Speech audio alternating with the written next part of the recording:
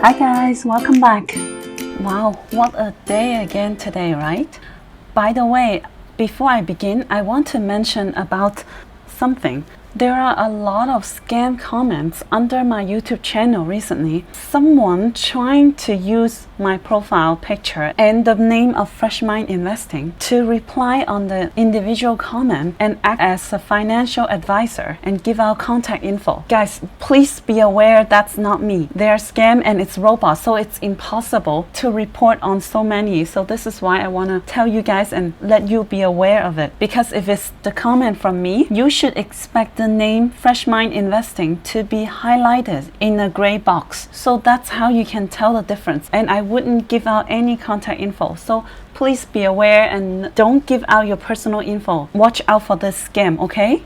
Yesterday I said that it was important to stay above 12,700 because it was quite an important support level for the past year. If you look at the 1 minute chart, in the morning it went straight to the bottom very fast. So a lot of people were at time and it affected a lot of the stocks to go down even further, breaking all the supports. So usually when there are just too much panic selling going on, all the technical support can be broken because it's completely out of rationale.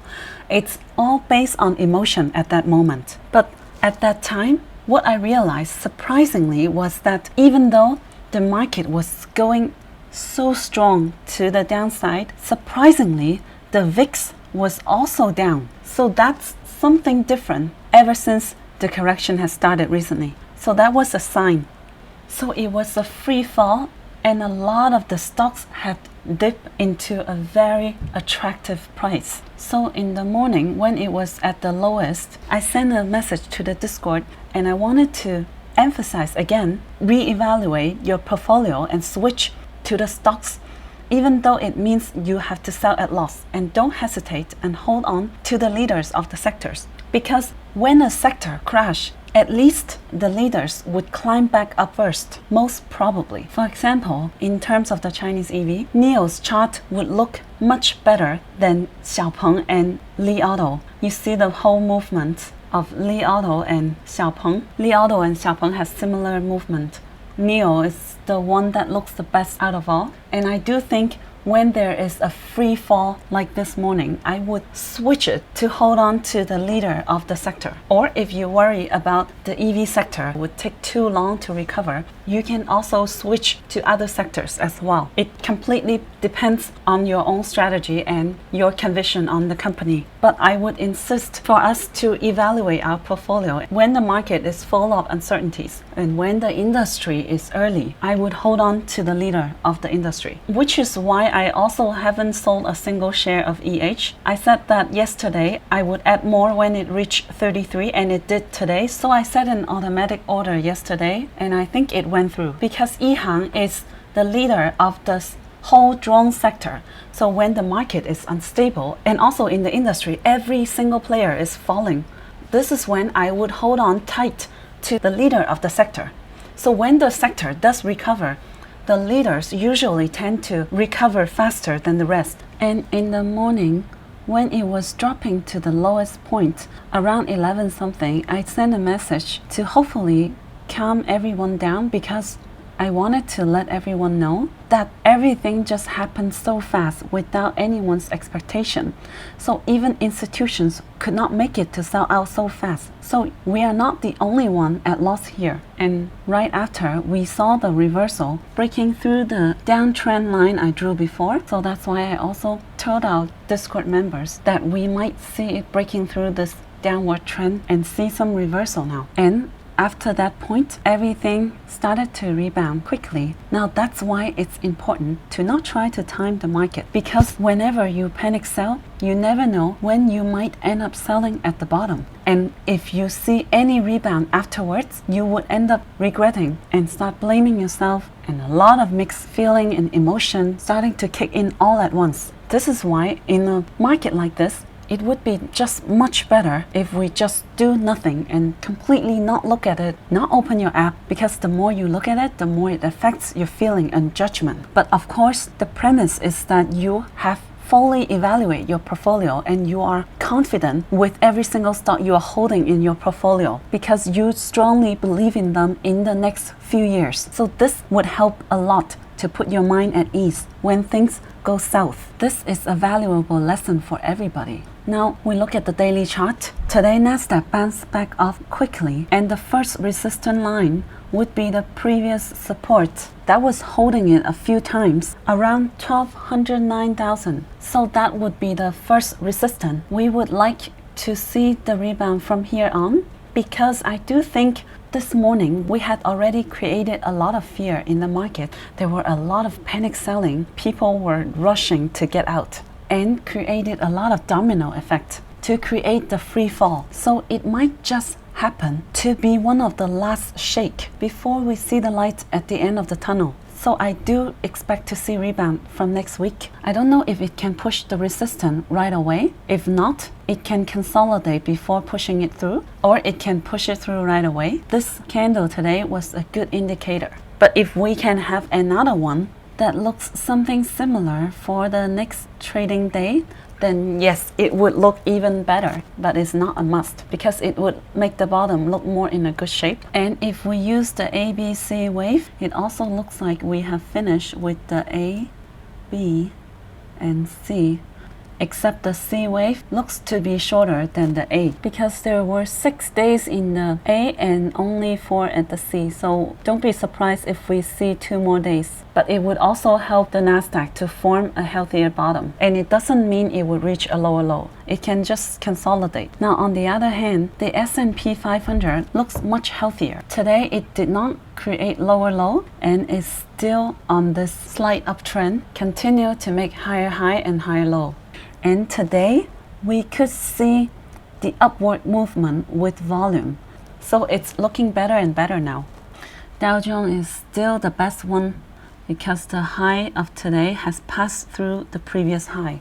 That is a good sign for reversal, mainly because it's driven by the growth of the recovery and value stocks, especially the crude oil price keep going up. Now let's look at our stocks. First, Baby Neo. Wow, what a dip today. In the morning, it broke the support right away and went straight to the bottom, reaching the low of $31. Wow, I think that's beyond everybody's expectation. I definitely saw a lot of buying the dip going on there. I believe most of them from institutions. And look at the volume in the end. Somebody must be happy grabbing the dip at a bargain. That is for sure Black Friday sale. Very attractive price. And for it to, in the end, go back above the support level of 38, this is quite a strong signal. A lot of people were happy to catch the falling knife. Like I said before, a lot of the institutions, just like us, bought at the high level as well and then continue buying the dip. So we're not alone here because this kind of sudden crash in a fast rate, it's nearly impossible for the institutions to sell out that fast because they have a large amount of share. So that's why we don't need to worry about it because there will be someone catching the falling knives in the end.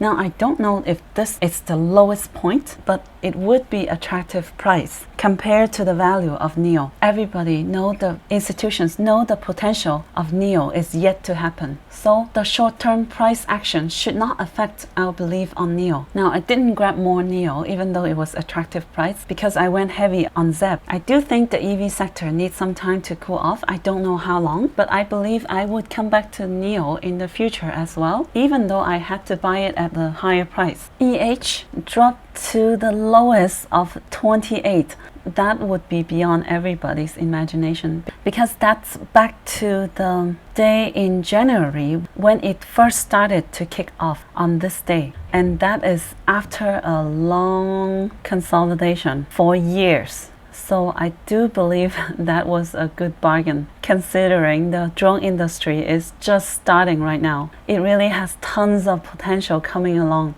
So whoever that bought the dip today, including myself, give yourself a pat on the back. I feel great about this investment still. Even though it has crashed so much from the top, it just makes me feel more and more confident about the future growth potential, okay? I still think it would kick off again this year. This would play such an important role in the future 5 to 10 years in the whole Chinese economy in terms of the big plan the government is planting right now for the smart logistic. So I feel great about this investment. So if you are holding this with me, we are in this together. Even though I started to buy at 20, I have started to average up. On the day of the big crash, I was nibbling around and I added more recently every day. So my average cost right now should be at 30s, maybe with slight profit, but it really doesn't matter for me because I see this. When I invested in this company, I expected to be 5 to 10x in 3 to 5 years. So I'm not in a rush with this and I feel great about this because I have more shares of EH. I'm very happy about this. This will be a very, very important company for the Chinese economy in the future. I'm very looking forward to the growth of EH. And then LKCO is still under a lot of the selling pressure because a lot of brokers is trying to make investors sell out their position before next week. So yeah, we still need to be prepared for the share price to be under pressure, at least until this selling period. But I really don't mind this because I can just forget about the short-term price action if I still hold conviction for this company. And for ZEPP, you know that right now I am building my position every day. I'm going quite heavy on Huami. Like I bought more yesterday in the $13 range. And today, even with the big crash, it was still staying at the $13 range. While everyone else were having a bloodbath. It's staying quite strong for me and I do believe it would kick off sometime. So I'm building a heavier and heavier position and I'm quite happy about this. Lock-in is amazing. For everyone else, you see a chart looking like this. But for Lock-in, it's really looking like this. Just going sideways for the whole correction, like the whole market and sectors did not affect Lock-in at all. This is why ever since last year in November and December, while a lot of the other sectors were growing so strong, my strategy was to take profit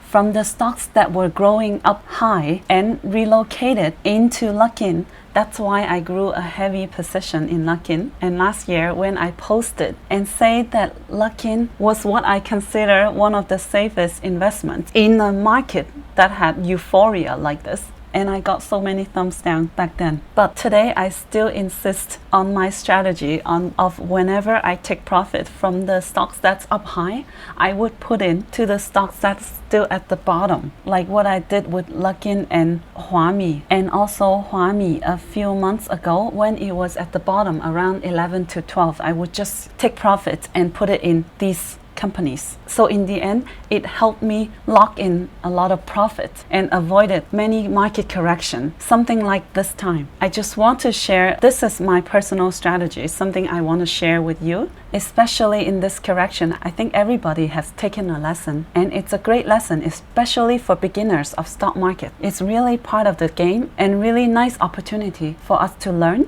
about investment strategy. JKS had also a nice rebound this morning and turned out to be green in the end. I said I would give JKS a last chance of the 200-day moving average, which was $37.6. And this morning, it touched exactly to be 37.68 and bounced back up quickly. So that was my last chance for JKS and it did not break through the support so far. And recently, we had a lot of losses. So today, we did a short trade and I posted on open because it had a big fall due to the earning, and I did think it was an overreaction of the earning and drove the price to crash near 30% this morning. So we had bought the dip at around 17 and it had a quick rebound to $22. So I sold it already right before the market closed at 22. But any of you who grabbed it with me, you can keep it as long as you want because it's still a good company in despite of the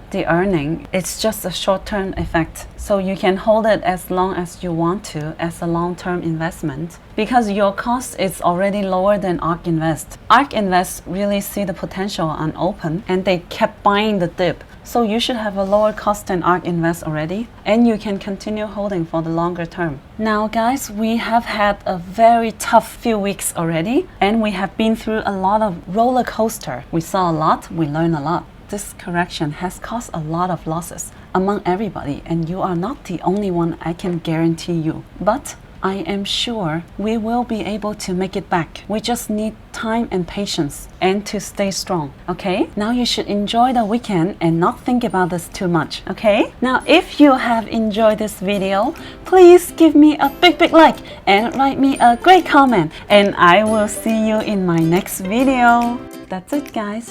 Hope you can find my videos helpful. Make sure you subscribe to my channel and give me a big like. Thank you.